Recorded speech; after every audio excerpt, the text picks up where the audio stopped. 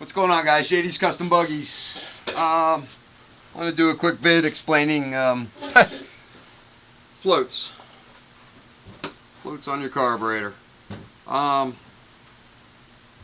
reason I bring this up is I just saw a post on one of the groups, somebody asking why apparently they rode their buggy all day and then they shut it off, taking the float bowl off now as we speak.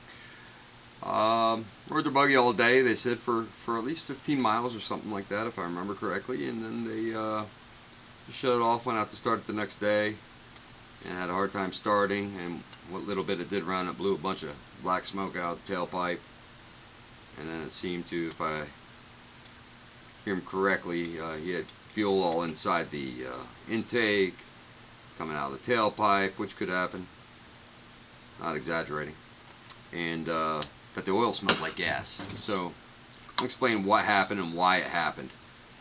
Got our float bowl off. So that's your carburetor. You got your main jet, your pilot jet. This is your float.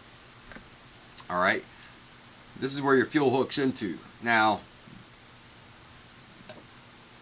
inside the float, there's a little brass fitting or whatnot. That's basically a direct pathway from here, where your fuel comes in. It comes out here. And this float valve, what it does is basically, when the float bowl gets full, it floats, and that's why they call it a float, and it goes up and pushes a float valve that's inside that little fitting, and that shuts off your fuel. So it's actually pushing something up in there to seal it off, okay? As you burn fuel off, your float comes down and lets more fuel in until, you know, it basically stays, keeps you refueled until you either shut off or you're at idle and whatnot, and then, you know, maintains your fuel level. So I'll show you real quick. So what happens probably in this guy's case is he probably had some dirt in the tank or line. I think it was a used buggy. Sucked it in there. Now if dirt gets in there, it will basically clog, you know, get stuck between the float valve and in the fitting and not be able to pass through and get stuck. Okay, so the gas is actually pushing on a float, but the float's not fully sealing, which allows fuel to just keep on dumping in from the tank, all right? And once the float bowl is full, there's no place else for it to go. There's really there's no vents on this tank, on this carburetor here, to allow the fuel to go. So, to give you an idea, like on a Mikuni, this hose here, this little fitting here with this hose coming down, what that does is when your float gets stuck, the fuel will actually come out of here.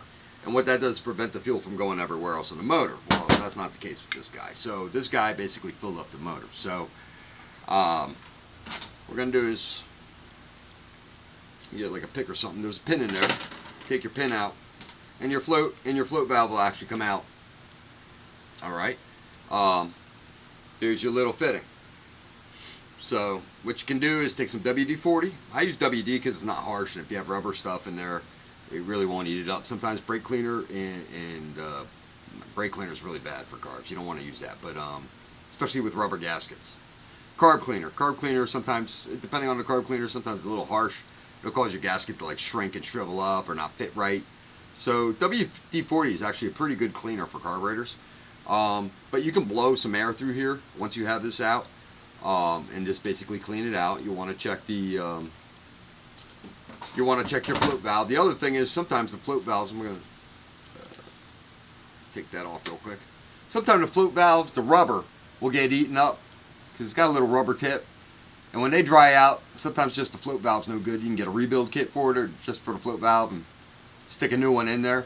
But sometimes when these get too dry, they just don't seal anymore. So we're going to stick this back on here. Yeah, got it all cleaned out and everything. Now on the float itself, there's a little tab, and you bend that tab to adjust the float up or down. Now, the way you want it to sit, I'm going to stick this back in. Okay, we're going to get our pin. And I need some reading glasses. I'm going to put this down out of sight for a second. Sorry. Just because my eyesight's getting going really bad anymore. I'm getting old. Alright, so you have a seam on the float. You want to make sure that seam is level with the bottom of the carburetor. Okay, if it's up too far, it'll shut off too quick. All right, and you can adjust that by bending that little tab that pushes up and down on the float, on the valve.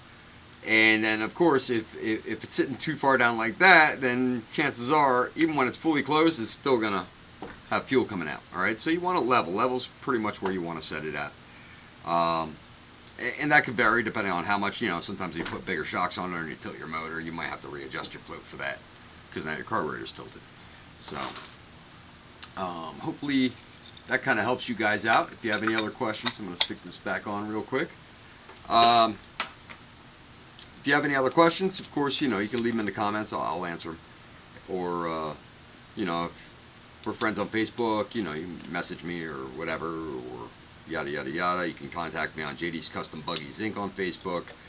Hopefully this has been helping you guys out as far as the information. And I'm just trying to pass on everything from the most basic stuff to little tricks and stuff like that. And hopefully it helps you guys out. And the whole goal is for you guys to love your buggies as much as I love mine.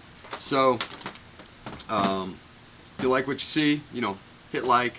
And by all means, please, if this is your first time here, hit the subscribe button. Pretty soon, I'm trying to come up with a little deal. I'd like to hit 1,000 subscribers, so it's in the works. We get 1,000 subscribers, and as soon as we do, we're going to give something away. Something cool. I promise. All right. Thank you, guys. Peace out. JD's out.